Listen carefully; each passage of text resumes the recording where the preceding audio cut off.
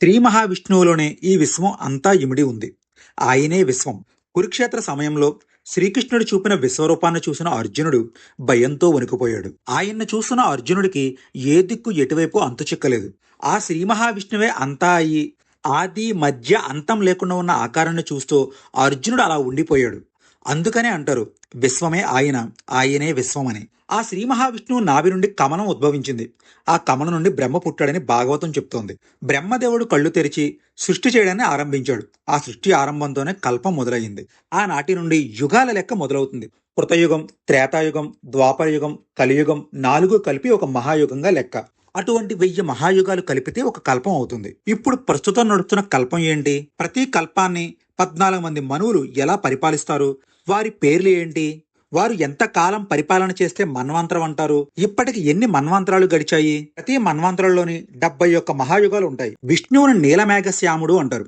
పగటిపూట అనంత విశ్వం వైపు చూస్తే నీలిరంగులో ఆకాశం కనిపిస్తుంది. అదే విధంగా ఈ భూమిని దాటి వెళ్లి అనంత విశ్వాన్ని చూస్తే అంతా చీకటిగా ఉంటుంది. అంటే నలుపు రంగులో కనిపిస్తుంది.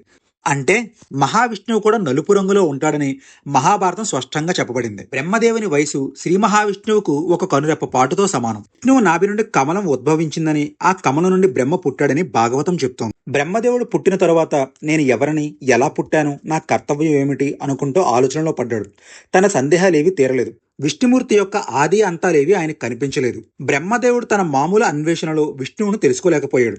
యోగానిష్టలో 100 దివ్య సంవత్సరాలు తపస్సు చేసిన తరువాత మాత్రమే ఆ విష్ణువు యొక్క దర్శన భాగ్యం కలిగింది. ఇక బ్రహ్మదేవుని వయసు విషయానికి వస్తే భూమిపై బ్రహ్మదేవుడు కళ్ళు తెరిచి ఎన్ని మానవ సంవత్సరాలు గడిచాయో ఈ కింద ఉన్న లెక్క ద్వారా పరిశీలిద్దాం.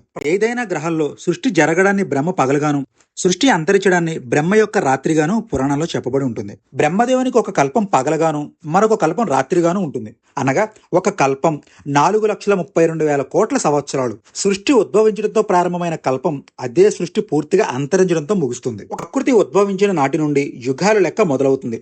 కృతయుగం, త్రేతాయుగం, ద్వాపరయుగం, కలియుగం 4 కలిపి ఒక మహాయుగంగా లెక్కిస్తారు. అటువంటి 1000 మహాయుగాలు కలిపితే ఒక కల్పం అవుతుంది. ప్రస్తుతం నడుస్తున్నది శ్వేతవరాహ కల్పం.